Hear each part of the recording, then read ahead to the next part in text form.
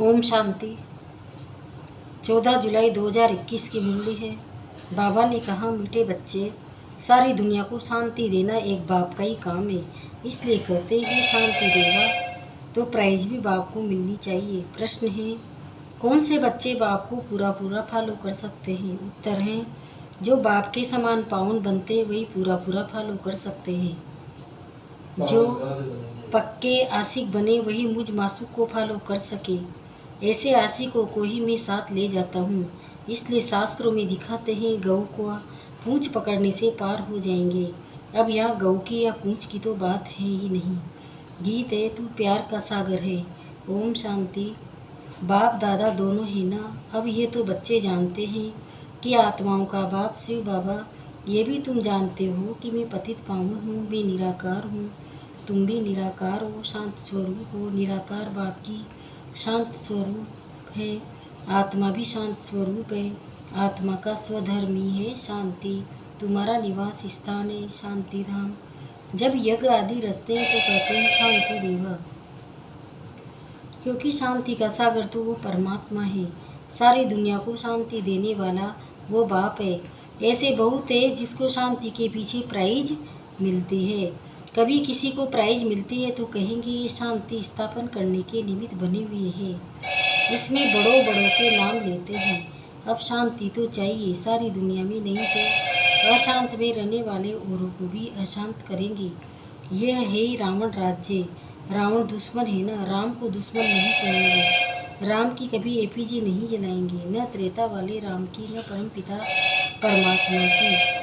स्वर राज्य तो सब चाहते हैं, परंतु राम राज्य किसी को कहा जाता है ये भी कोई नहीं जानते। सिर्फ कहते हैं नई दुनिया हो, नई दिल्ली में राम राज्य हो। नई दिल्ली कहते हैं, नाम तो बहुत रखे जाते हैं। दिल्ली सबकी कैपिटल रहती है। दिल्ली परिस्थान था। राधे कृष्ण को भी वहाँ ही दिखाते हैं। ये दोनों ही मुख्य प्रिंस और प्रिंसेस है। सिर्फ दोनों नहीं है, जरूर और भी होंगे।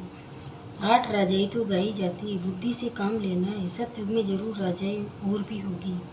यहाँ भी देखो कितनी राजाई है। वृद्धि होते होते ढेर हो जाते हैं। फलाने फलाने गाँव का महाराजा। छोटे छोटे गाँव भी बहुत है ना। सतयुग में इतने थोड़े ही थे। वहाँ तो लक्ष्मी नारायण का ही नाम बाला है। 2500 वर्ष उनका राज्य चला। मनुष्य कहते लाखों वर्ष हुए। विचार की बात ये है, आत्माओं के लिए भोजन। बाप ये रूहानी भोजन देते हैं तुम्हारी बुद्धि को, आत्मा को। तुम्हारी बुद्धि का ताला अब खुला है। ऋषि मुनि आदि सब कहते थे हम रचता और रचना को नहीं जानते हैं। अब तुम बच्चे ऐसे नहीं कहेंगे। तुम तो रचता और रचना के आदि मध्य अंत को जानते हो। तुम अपने 84 के चक्र को जान गए हो। आदि में तुम देवी देवता थे, फिर मध्य में रावण की प्रवेशता होने से भिखारी बन गए हैं। अबे अंत तुम जानते हो। अभी पुरानी दुनिया का विनाश हो, फिर आदि होगी। आदि में होगा राम राज्य। मध्य से रावण राज्य शुरू होता है। अब रावण राज्य पूरा हो, फिर राम राज्य शुरू होगा। नर से नारायण बनना है। ये है सत्यनारायण की कथा। तुम जानते हो सर्वशस्त्रमयी शिरोमणि गीत श्रीमद् गीता है। श्रीमद् मिलती है श्रेष्ठ बनने के लिए। श्री भी कहते हैं श्रेष्ठ को। बच्चे जानते एक गीता शास्त्र है जिसे देवी देवता धर्म का शास्त्र कहा जाता है, जिससे देवता धर्म की स्थापना होती है संगम पर। सतयुग में तो कोई पतित होते नहीं तो पावन बनाए। अब तुमको बाप समझाते हैं गीता को पतित पावनी कह नहीं सकते। गीता द्वारा पावन नहीं बन सकते हैं। गीता के भगवान को पतित पावन कहते हैं। ये अच्छी रीति याद करो। गीता है आदि सनातन देवी देवता धर्म का शास्त्र है। गीता के समय ही महाभारत लड़ाई भी लगी थी, जिससे अनेक धर्म विनाश हुए और एक धर्म की स्थापना हुई। गीता के लिए कहते देवी देवता धर्म का शास्त्र। ब्राह्मणों का शास्त्र नहीं कहते हैं। ब्राह्मणों का नाम गीता में है नहीं।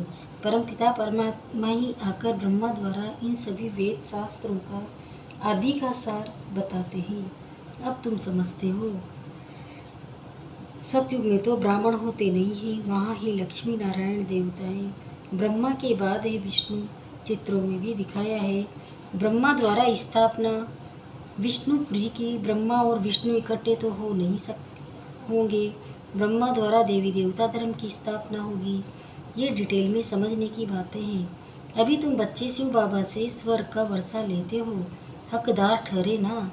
मुख्य धर्म शास्त्र है 4। श्रीमद् भागवत गीता है नंबर 1 शास्त्र, जिससे नंबर 1 धर्म की स्थापना होती है। फिर होते इस्लामी, बौद्धी, एक गीता ही है जिसमें श्रीमद् भागवत गीता लिखा हुआ है, और कोई शास्त्र में श्रीमद् नहीं है। श्रीमद् इस्लामी व श्रीमद् बौद्धि शास्त्र नहीं गाया जाता है, श्रीमद् भागवत गीता है ही एक। उससे कौन सा धर्म स्थापन किया? आदि सनातन देवी देवता धर्म की स्थापना हुई और स्थापना होती है अंत में। ये समझने की बातें हैं। अभी बाबा हमको टीचर के रूप में पढ़ाते हैं, ये बुद्धि में रहना चाहिए।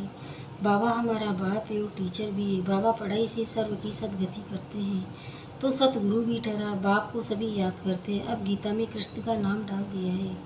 वह तो ज्ञान का सागर है नहीं, उनको ज्ञान के सागर बाप ने ऐसा बनाया, तो वह टीचर भी है। यहाँ तुम नई बातें सुनते हो, शास्त्र आदि तो बहुत पढ़ते सुनते आए हो। अब तुम बाप द्वारा डायरेक्ट सुनते हो, आगे सब शरीरधारी मनुष्य द्वारा सुना था। अभी तुम समझते हो हम आत्मा असूल में अशरीर थे, पीछे भी शरीर धारण किया है। बाबा भी अशरीर है, शिवलिंग बनाते हैं ना। आत्मा शरीर द्वारा उनको पूछती है, पुकारते भी है, ये परमपिता परमात्मा आकर हम पतितों को पावन बनाओ। लिंग की पूजा करते हैं, परंतु ये थोड़े ही समझते हैं कि पतित पावन बाप है जिसको हम पुकारते हैं, शिव भगवान है, ईश्वर है। बस ऐसे ही याद करते हैं। उनको बाबा कहे तो बुद्धि में आए कि बाबा से वर्षा मिलना चाहिए, हमको वर्षा मिला है। तब हम पूछते हैं, भारतवासियों को वर्षा मिला जरूर है, कब मिला ये भूल गए हैं। अब तुम बच्चे समझते हो। बच्चे कहते हैं हम बाबा के पास आए हैं। शिव बाबा ब्रह्मा तन में आकर समझाते हैं, त्रिमूर्ति का नाम बाला है, त्रिमूर्ति मार्ग नाम भी रखा है। बाप की महिमा बहुत है, गीत में भी सुना, प्यार का सागर है, सर्व का सदगति दाता है, सर्व को सुख शांति देने वाला है, सर्व का दुख हरता सुख करता है। बहुत प्यारा है ना, उनसे प्यारी चीज़ कोई और होती नहीं है। जो बाप स्वर्ग का मालिक बनाए वह जरूर प्यारा होगा ना। यह है बेहद का बाप। कहते हैं बच्चों, मेरे से ईश्वर की बादशाही मिलती है ना। तुम आत्माएं भाई भाई हो, अभी बाप द्वारा सुन रहे हो। अभी आत्माएं बाप को याद करती है, बाबा हमको आकर पावन बनाओ। अब पावन कहती है, बाबा आया हुआ है, पावन बना ले। कहते हैं बच्चों, 5000 वर्ष पहले तुमको पावन बनाने आया था। अब मुझ बाप को याद करो तो तुम्हारे विकर्म विनाश होंगे और तुम्हारे सब दुख दूर हो जाएंगे। पुकारते भी हैं, हे पतित पावन आओ, अथवा तालियां बजाते रहते हैं, रड़ियाँ मारते रहते हैं, पतित पावन सीताराम। तो खुद पतित ठहरे ना। ये है ही नर्क, इसको रोरो नर्क कहा जाता है। गरुड़ पुराण में तो रोचक बातें बहुत लिख दी हैं कि ये करने से ये बनेंगे, ये होगा।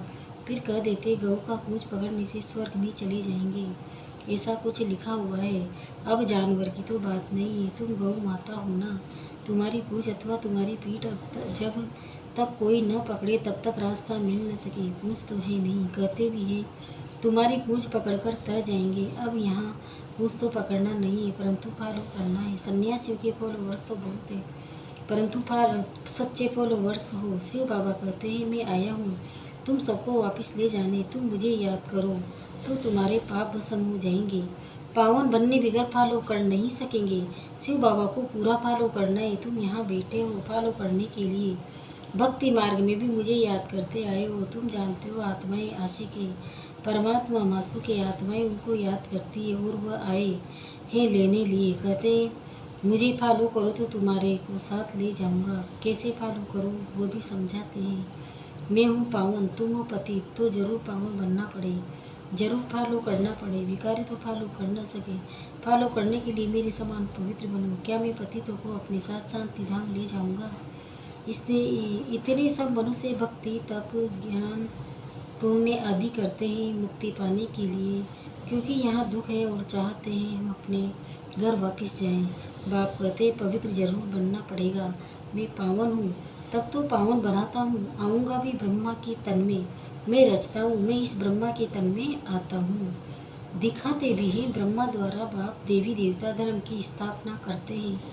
तुम बीके हो, अब जानते हो शिव बाबा को फॉलो करना है। बाप कहते हैं मुझे याद करो तो मैं प्रतिज्ञा करता हूँ पावन दुनिया में ले चलूँगा। और कोई उपाय है नहीं। कहते ही पतित पावन या तो दृष्टि ऊपर जाती है या तो पानी की तरफ देखते हैं।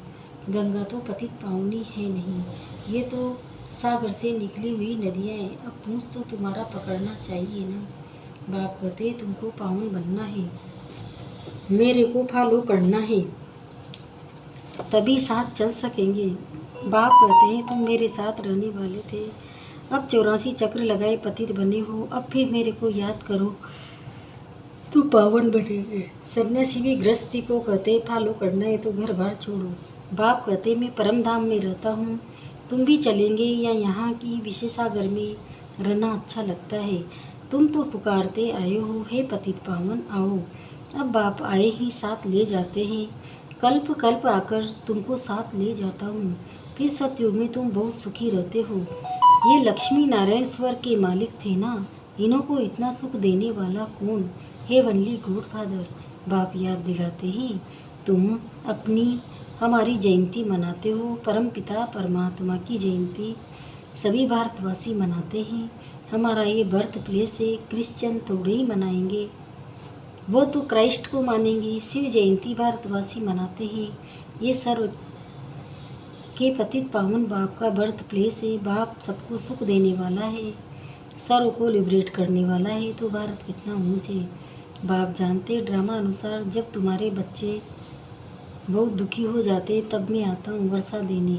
बाप ये ज्ञान का सागर, सुख का सागर बच्चों को वर्षा दे रहे हैं, कहते हैं मुझे फॉलो करो। ये जानते हो हम आत्मा विकारी है, इसलिए शरीर भी विकारी ही है। सत्युग में आत्मा पवित्र है तो शरीर भी पवित्र मिलता है। अब बाप कहते हैं बच्चे पावन बनो, याद से ही तमो प्रधान से सतो प्रधान बनेंगे। अच्छा मीठे मीठे सिकंदे बच्चों प्रति माँ पिता बाप दादा का याद प्यार और मम्मी रूहानी बाप के रूहानी बच्चों को नमस्ते। हम रूहानी बच्चों की भी रूहानी माता पिता बाप दादा को याद प्यार गुड मॉर्निंग नमस्ते नमस्ते नमस्ते। शुक्रिया बाबा शुक्रिया, आपका पद्मा पदम शुक्रिया। धारणा के लिए मुख्य सहारे पहला है बाप से स्वर्ग का वर्षा लेने के लिए मैं आत्मा भाई भाई हूँ, ये पक्का करना है। बहुत प्यार से रहना है, जैसे बाप प्यारे थे प्यारा है ऐसे प्यारा बनना है। दूसरा बाप समान पावन बनकर बाप को पूरा पूरा फॉलो करना है। बाप के साथ वापस घर शांति धाम चलने के लिए पावन जरूर बनना है। वरदान याद के आधार द्वारा माया के कीचड़ से परे रहने वाले सदा चीयरफुल भव। कोई कैसी भी बात सामने आए सिर्फ बाप के ऊपर छोड़ दो, जिगर से कहो बाबा, तो बात खत्म हो जाएगी। ये बाबा शब्द दिल से कहना ही जादू है। माया पहले पहले बाप को ही बुलाती है, इसलिए सिर्फ इस बात पर अटेंशन दो तो कमल फूल के समान अपने को अनुभव करेंगे। याद के आधार पर माया की समस्याओं की कीचड़ से सदा परे रहेंगे, कभी किसी भी बात में हलचल में नहीं आएंगे, सदा एक ही मूड होगी चीयरफुल। स्लोगन पवित्रता की धारणा व धर्म को जीवन में लाने वाले महान आत्मा हैं। ओम शांति। ओम